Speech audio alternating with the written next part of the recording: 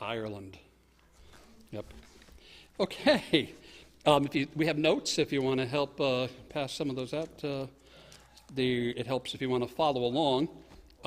We have two sets of notes. We have ones with fill in the blank and others with the blank filled in. So you can, if you're like me, I'm ADHD, I need to do something. So the fill in the blank helps a lot. But the purpose of the series is to take a look at things Jesus said are hard to believe. To me, some of these don't seem hard to believe because I've seen them. Sometimes maybe we don't want to believe them. But it comes from the phrase in the Bible when Jesus says, verily, verily. The word verily means this is the truth. Now, everything Jesus said is the truth. But when he says, hey, this is the truth. Have you ever talked to someone and you say, hey, honestly? Now, if you say that, why do you say that? Aren't you honest all the time? No, but you're saying it because you don't think they're going to believe you. When Jesus says, verily, verily, he's saying, you are not going to believe this. So in John chapter 16, in verse 20, it says, verily, verily, I say unto you, that ye shall weep and lament, talking about believers, but the world shall rejoice. And ye shall be sorrowful, but your sorrow shall be turned into joy. The world is going to be happy, but you're not, okay? He says you're going to weep and lament, and the world's going to rejoice. They're going to be happy when you have hard times. There are going to be conflicts between us. In fact, today I was reading in my devotions in John chapter 7, and it says there, John chapter 7, verse 11, then the Jews sought him at the feast and said, where is he? And there was much murmuring among the people concerning him. For some said, he is a good man. Others said, nay, but he deceiveth the people. There's a conflict out there. There's a conflict in churches. I went last week to that special service. The man that invited me said there was a new pastor. I thought it was a combination installation for the pastor followed by a prayer for life. But no, the pastor's been there a year and a half. Really nice guy. But I wanted to find out, and I asked him, are you evangelical? The word evangelical means do you believe you have to be saved? Now, that's a broad carrier. There's a lot of churches that are evangelical that we don't agree with on certain things, but we do agree on that one thing.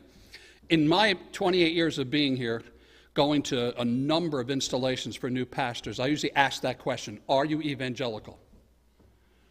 And never until last Sunday did anyone ever say yes. In fact, I remember one pastor, she said to me, oh, no, the people in my church are, but I'm not. And they don't believe you have to be saved. Almost all the churches I've been to in all the years over here, but there was one. And there is a conflict that goes on. There's a real conflict, and we need to understand it. It says, the Bible tells us that there's a difference between a Christ follower and a non-believer. There's a significant difference. If you've been a Christian for a long time, you may have forgotten that. Many of us were brought up when America was quote-unquote a Christian nation. Chuck Colson wrote a book called The Post-Christian America. And that was years ago. That's over 20 years ago where he said America's not a Christian nation anymore. And we're not. A lot of people have no idea about the Bible. The majority of people don't believe in the Bible. 75% of the people in the United States, by their own admission, do not go to church. Only 25% admit to go ever. That's 3/4 of the country no longer goes to church. It used to be 3/4 of the country did go to church when I was a kid. It's changed that much. And there's a big significant difference. You need to understand that. And it's more than a difference of opinion. This is very, very important. You ever talk to someone who's not a believer or Christ follower, and you wonder, almost like you're talking a different language, or they have no interest. They'll say they have no interest in coming to church. I work with a bunch of guys at the fire department. They're friendly. They're serving the community and all, but they don't want to go to church. Not at all. We have a special day where we honor people in our town. We honor people, first responders. They will not come. Why? Because of what we're going to look at this morning. Come. Why? Because of what we're going to look at this morning. It's more than a difference of opinion. It is a different world view. They have been indoctrinated into an entirely different world view. This is what's being taught in our schools. It's been taught for over 20 years in our elementary, high schools, colleges. God is no longer part of it. In the Bible, there's two basic worldviews. And the Bible represented these two people, referred to the one group as the Jews and the other group as the Greeks. Now, he wasn't specifically just referring to the people who were descendants of Abraham through Isaac and Jacob. He was talking about people that believed in the God of the Bible. So the Jews believed in the God of the Bible. That was one group of people. The other group of people, by the time Christ came around, the Greeks. A lot of times people may say, well, the Romans were in charge by the time Christ came around. Yeah, but the Greeks set the pattern.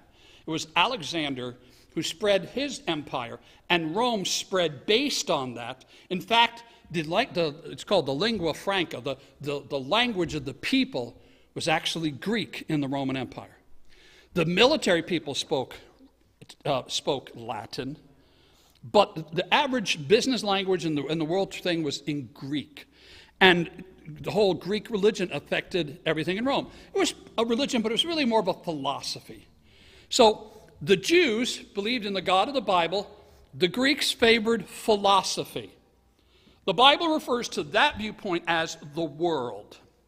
So here's the contrast. God followers believe in the Bible, believe in God, the Scriptures, or the world who do not believe in God. We said we were the friend of ours, and recently the friend said to Robert and Violet when he was with me, I'm an atheist. He let them know I'm an atheist, but he knows I'm a believer. He said, I believe in Larry. He said, I believe in the power of Larry. Well, what he's seen is that the love and the concern for him, and I believe it's getting through. It's not me, it's God, hopefully, that's coming through there, and he wants to spend time with us.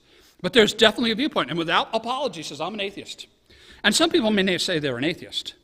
But there are two basic, diametrically opposed world views.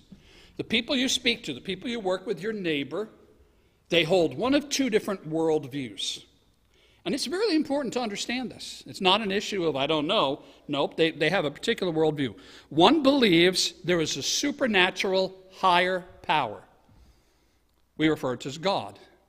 In AA, they just say the word higher power. AA meets here and encourages people to depend on a higher power. They acknowledge the fact that there's more than what we can see. So the one viewpoint, the one worldview is that there's a supernatural higher power called God.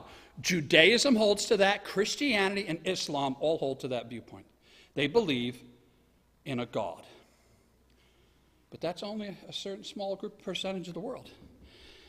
The others do not believe there is a supernatural higher power. They may go to church. Even of that 1/3 that go to church, probably half of those go to church still don't believe in God. It's a cultural thing. I met people who go to church. I know some people go to church every week. It's a cultural thing. They don't believe in God. They don't really believe in a higher power. They go for the fellowship. They go to be with other people. So there's two diametrically opposed worldviews. We're going to look at them because it really makes a difference. And each person holds to one of these two views, consciously or unconsciously. They don't make a choice necessarily, but they, at one point, this is how they operate. One group believes in God, one group doesn't believe in God. They may say they believe in God, but really they don't. Now, our worldview affects our attitudes and our actions. A worldview is how do you look at life? How do you look at life? I spoke to a person this week, and she just graduated from college, and I said, so what are you going to do? What are you doing now? She says, I'm trying to discover myself. You should have done that in junior high or high school, right? I'm trying to discover myself. Here's a person who graduated from college, has no idea what they're going to do. James and I and another fellow, remember we did the War of 1812 cannon demo at the Tilly Foster Farm? And one of the Rockefellers was there with their daughters. And two of them, actually. They were twins. And they had just graduated from college. And I said, so what are you going to do with your life? Oh, they actually graduated like 2 years before. We don't know. We're just trying to find ourselves. I said, oh, you're right there. I found, you're not lost. You're right here. No, they had no idea. And their whole worldview has nothing to do with God. God has no place in their life whatsoever. And that's the majority of Americans. That's why we have problems. That's why we have so many problems today, because of these two diametrically different worldviews. Let's look at them. If you do not believe in God, here's some factors that will happen in your life. If you do not believe in God, and understand, this probably means over 75% of Americans. They may answer, if asked in a question, do you believe in God? Yes, but they hold to these things. So the answer really is no. If you do not believe in God, you will not believe God or the Bible has any authority. Why would you believe that? Why would you believe the Bible has any authority if you do not believe in God? In fact, that's one of the main reasons people become an atheist or an agnostic. Philosophers have determined, through study and sociologists, that people make a choice to be an atheist or an agnostic. And often, if you talk to a person who's an atheist or agnostic, they have a problem with the Bible. They do. They have a moral problem with God. They don't want someone else telling them what to do.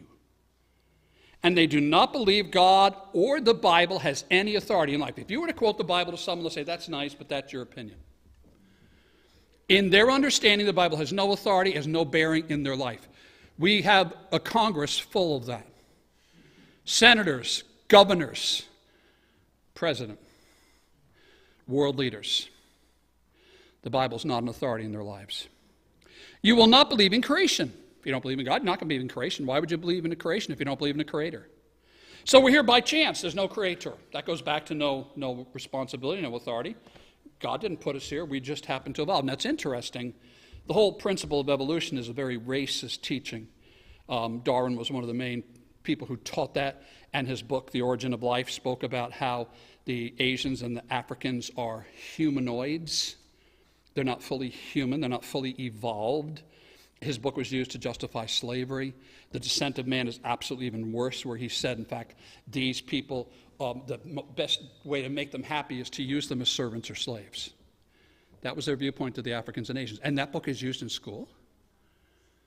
Well, people have since found, like you ever hear all the teaching, millions of years ago, they look at these rocks and dinosaurs and everything. Well, that's interesting because that's all fanciful, made-up stuff in books. The Bible tells us the world is only thousands of years old, not even 1 million years old. There's lots of scientific proof against it. Look at the Institute of Creation Research. Look that up online.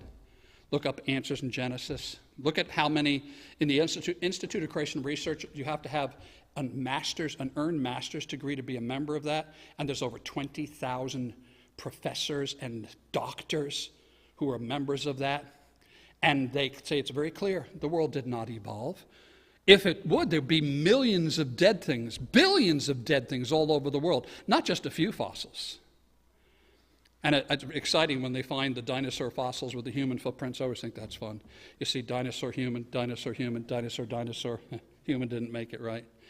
And they don't want to tell. My friends, I've used the illustration before. When I was in high school, I was in a special aerospace program sponsored by Grumman. That was part of my high school. Half of my day was this aerospace. They were preparing us to work for NASA, to work for Grumman or NASA. And when they built the lunar excursion module, that's the thing that landed on the moon, if you look, it has these really big round bases on it. That's because, according to evolution, there should have been at least like 6 feet of dust on the moon if the Earth and the moon were even just a few million years old. Turned out to be there was like 3/4 of an inch, which substantiated the view and teaching that the Earth is only a few thousand years old. You never hear them talk about that. But they designed it so it wouldn't land in there. They don't believe in creation. Usually, you will believe in humanism. What is humanism? Is that man is the final authority. Everything starts and ends with man. We are prime. We are the most important thing. You will usually believe in relativism. That's not that you have relatives all over the place. Okay? Relativism is the teaching that truth is subjective or relative. It's not absolute. It's not absolute. In fact, I heard someone talking in Congress a couple weeks ago, and they said, under the new core math, and really the way we understand things today, 2 and 2 aren't necessarily always 4. In fact, yesterday in one of the hearings, they were questioning one of the people. This is about the whole Roe versus Wade thing and some stuff, and they were talking about, can men get pregnant? No, not can it. The lady speaking called the man in charge sexist because he believed that only women can get pregnant. Yes, and he said, wait, let me clarify this. You're saying I'm sexist because I believe that only women can get pregnant? She said, yes, you're homophobic. You say, whoa. Why? Because truth is no longer absolute. Truth is subjective. It's like laws are subjective. It gets dangerous, by the way, because when you believe this, you act differently. So when you believe laws are subjective, you're driving on the highway. What side of the car, if you want to pass a car in front of you, you're supposed to go on? The left. You're on the left side of the car, right? It's actually against the law to pass on the right. Tell that to the people on 684. Tell that to people on the Sawmill. Tell that to people on the Taconic. That 84. Robert and Violet and I went down to New York City on Friday, and people were just weaving all over, passing in and out, and motorcycles are going down between the lanes. Why? Because they don't believe the truth is absolute. They believe it doesn't apply to them. It's subjective or it's relative. It depends on the situation. You ask them, is this right or wrong? They'll say, no, you can't tell. The situation determines what is right and wrong. Most people believe that. Today, most people believe that.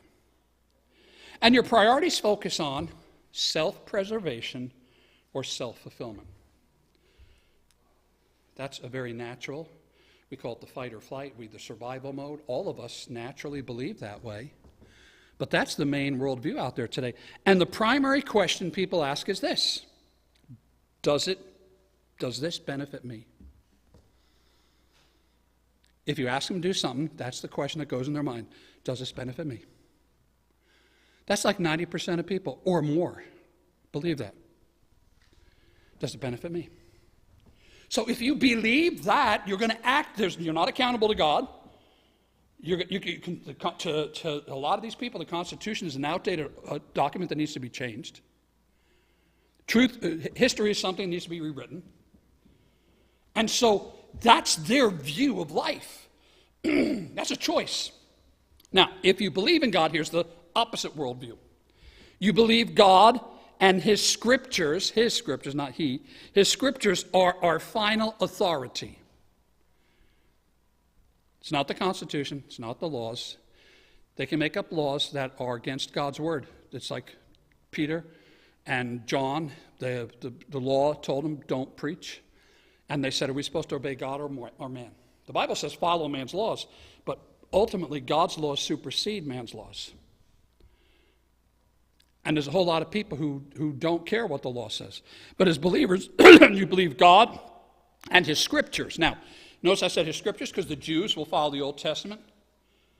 The Muslims will follow half of the Old Testament and the Quran. But they believe there's a written word that has authority beyond them and beyond government. If you believe in God, you believe in creation and a creator. Why? That gives you accountability.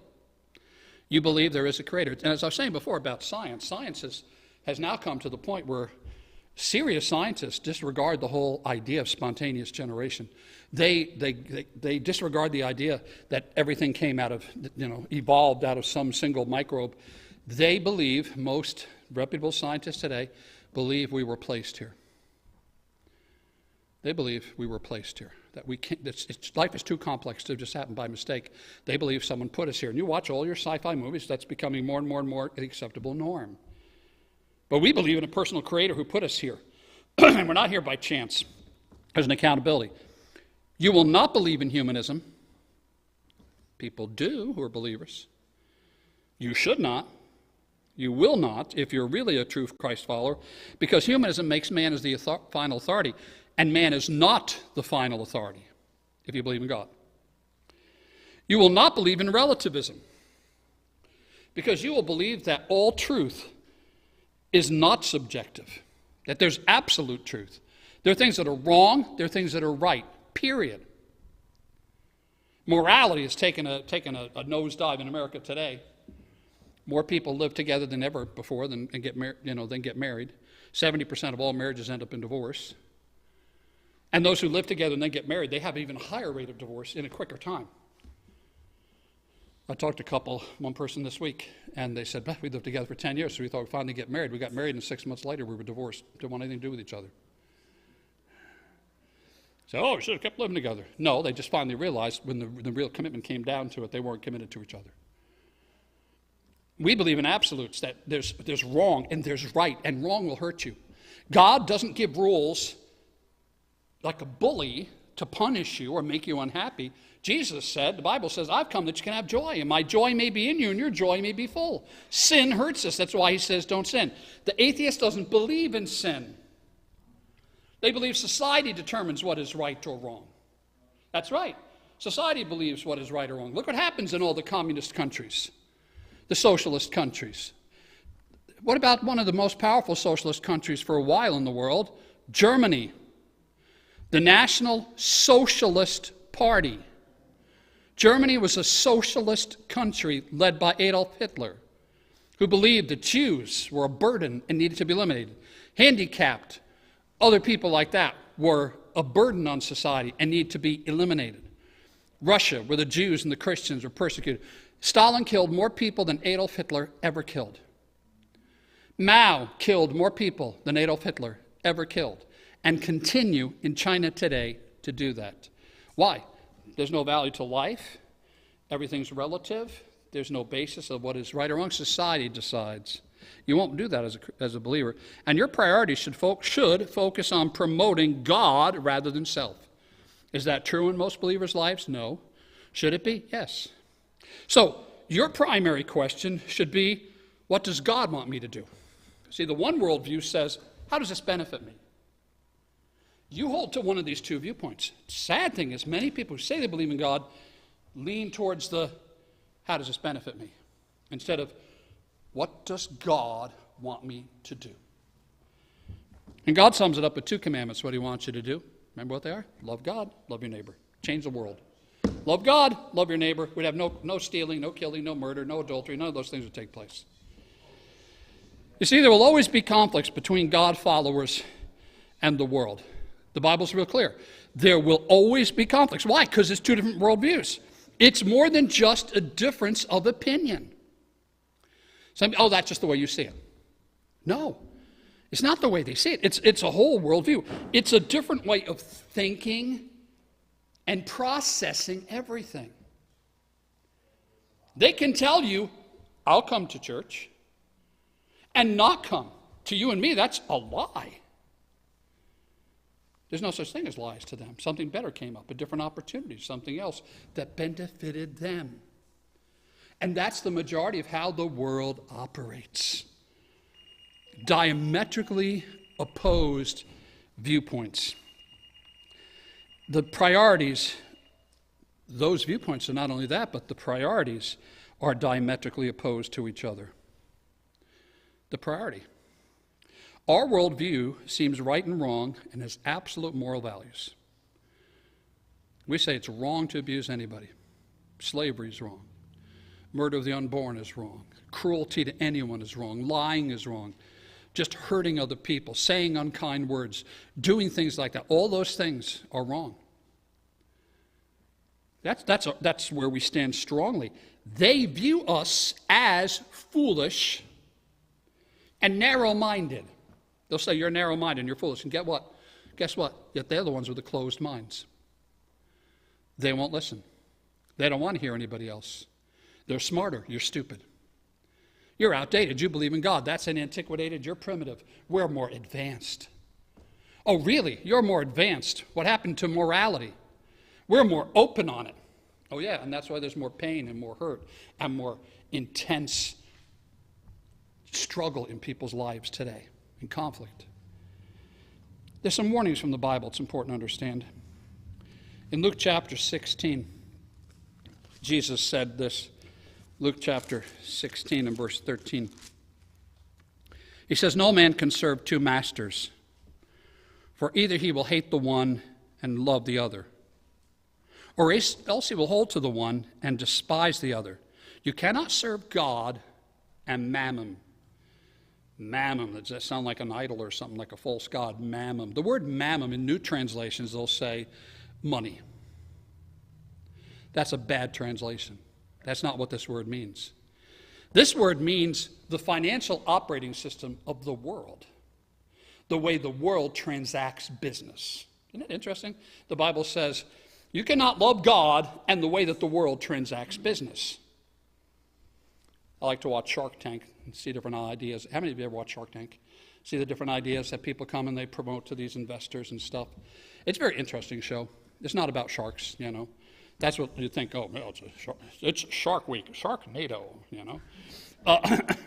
What, is next week Shark Week or something? We were looking up something on Netflix, some movie, and there's like all these shark movies out there. It's like they have a thing called Shark Week. Shark Tank has nothing to do with sharks. They call them sharks because they're sharky, is the word. And these investors will invest in something they believe that will make them money. And often someone will say, I just invented this product. And they say, well, how much did it cost you to make and how much did you sell it for? It cost me 85 cents and I sell it for $31.95. That's great. And we're sitting there like, whoa, you really do take advantage of people, don't you? And then how much did it cost you to make? Oh, well, let's take it over to China. Almost all the time. Why don't you take it to China and get it made cheaper? Yeah, let's go to the slave markets. That's what they use over there. Christians and Muslims who've been enslaved to work in those factories, literal slaves. They'll make it cheaper. The whole thing is to take advantage of others. That's the world system. Make a profit, make a buck. Get all you can all you get, and then sit on the lid and don't share it with anybody. You know, what can I do for me? Really? That's most people today. And God says you can't love God and that system. You got to watch out. We fall in love with the financial system. You see, the world will view you as enemies. We're enemies. There's some people out there that view us as enemies. When Andrew Cuomo was inaugurated as governor the second time, he said, if you believe in right to life, leave this state. Do you remember that? Leave this state. Yeah. They're against morality. They're against us. We are their enemy. Jesus said, the one passage I read, look, some people thought he was a good person. I thought he was a deceiver. Because it's their viewpoint. It's not anything you did. It's because their way of processing information is no God. What benefits me is the most important thing, period. Not what's right or wrong. And we believe in a right or wrong, and how dare we tell them where they're wrong? That's why they don't like the police. Defund the police. We'll let society take care of us. Oh, yeah, see how well that worked in the areas where they reduced it. You realize what the people in the inner city said? Give us more police! It's crazy in New York City. You watch the evening news? Absolutely crazy. Who wants to live there? I was born in the city. My parents are from the city. Who wants to live there? Go on the subway, have somebody push in the subway, have somebody rape you, have somebody rob you. That's not uncommon. Walk down the street, have somebody shoot you. Run a little store, have somebody rob and steal it. Because they think it's okay. And then society just gives them a slap on the wrist and puts them out on the street. And on and on and on. The world will try to keep you away from God. It doesn't want you around God. They threw the Bible, they threw prayer out of school. They don't want the Bible in school. They don't want God mentioned. They censor it. They attack it. And the problem is it's easy to fall in love with the world system. It's very easy.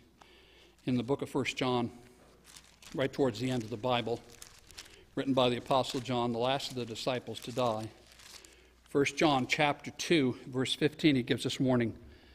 Love not the world, neither the things that are in the world. If any man love the world, the love of the Father is not in him. Now, he's not saying don't love the creation. He's talking about this is that mammon, this is that world system. He says, if any man love the world, the love of the Father is not in him. For all that is in the world, the lust of the flesh, and the lust of the eyes, and the pride of life is not of the Father, but of the world. And the world passeth away, and the lust thereof, but he that doeth the will of God abideth forever. It's very easy to fall in love with the world. I've seen it happen to many people. People professing Christians choose something. They choose sex. That's one of the things listed here.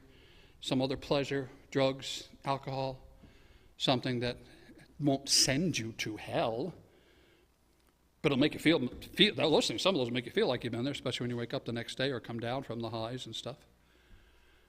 But they'll destroy you and hurt others. And people fall in love with it. They get hooked. They can't let go. I remember seeing an interview with Whitney Houston after she'd gotten involved, so hooked in the drugs, and she actually looked like a bag lady. Some of you may remember the interview. She looked absolutely horrible. And she's sitting there shaking and says, I don't do drugs. I don't do drugs. And it was like, yes, you do. This beautiful, incredible person made a bad choice. Some people believe she was a believer and that she just made a bad choice. I'll never forget, Sumner Wemp, my professor, was in Nashville, Tennessee, got in an elevator, witnessed, and I've shared the story before, witnessed a man on the elevator, witnessed to everybody. And he said, if you were to die, the conversation came to this question, if you were to die right now, do you know where you'd go? And the man in the elevator answered him this, to heaven. So that's when Sumner Wemp asked the next question, how do you know? Because some people think I'm going to heaven because I belong to a church or my parents are Christians or something. And the man answered and said, gave the testimony of how as a young man he accepted Jesus Christ as personal Savior. And then he said this, but I'm a terrible, backslidden Christian. And within 2 months, that man was dead. That man's name was Elvis Presley. Within 2 months, he was dead. He was miserable. And everyone around you could tell you that. So it's possible for you to embrace the world, to fall in love with the world and go off in the wrong direction, and it's going to destroy you. It doesn't love you. It doesn't care for you. Other people are going to use you. It's like the prodigal son. As long as you got the money, you got friends. When the money's gone, the friends are gone. It's interesting. With Christ, you have no money and he loves you. It's easy to fall in love with it. So you have to make a choice. Who are you going to serve? What's your worldview going to be? In Romans chapter 12, we'll close with this passage. Romans chapter 12, there's a book that tells you how to get saved, and then it goes on from there. It says in Romans chapter 12, verse 1, I beseech you. What does beseech you mean? It means I beg you. I beseech you, therefore, brethren, by the mercies of God. What is mercy? Mercy is something we don't deserve. Mercy is when we say, I'm guilty. Be merciful to me. It says, I beseech you by the mercies of God that you present your bodies a living sacrifice, holy and acceptable unto God. You say, wow, that's quite a cause. No, he said, that's your reasonable service. That's only reasonable. But then here's a key. And be not conformed to this world, but be transformed. How? By the renewing of your mind. You got to change your worldview. Renewing of your mind, that you may prove. That word literally means to prove, to show that it works, to experience it. What is that good and acceptable and perfect will of God? You need to say, God, here I am. Here's my body. Here's me. Change the way I think. Help me not follow that worldview. Help me follow your view. Be the one who loves God and loves your neighbor, not the one who says, how does this benefit me? And it will change the whole world. The world looks at you as an enemy. They look at you and me as enemies because they have a different worldview, a whole different standard of what's right and wrong. And it's interesting, they say, let's be inclusive, except for us. We'll be inclusive, except we're going to exclude those Christians. We're going to exclude the people that say you have to be kind to others, you have to love God, and put others first rather than yourself first. We're going to exclude them. They're our enemies. That's how they view you. And there will always be conflicts because of that. There'll be people in the name of Christ that will manipulate you. There will be governments that will oppose you. And yet there'll be people like Corrie ten Boom who will hide the Jews when the Nazis say no. And her whole family ends up giving their life in the concentration camps, but by a mistake, she gets released. And years later in a meeting, in the back of the room is a man who was one of the guards that tortured her. And she was able to say, I forgive you. God's able to take us and change the world, but it's got to start with our worldview. Where are you standing at? Heavenly Father, help us to make the right choice. Help us to choose that we'll give our bodies to you. We'll say, here I am, Lord. No, it's hard. I need your strength. I need your help because I can't do it on my own. But Lord, I got to change. Renew my mind. Make it new every day. And Lord, help this church be your church. Help us rejoice. Help us make that choice and stand as a church triumphant.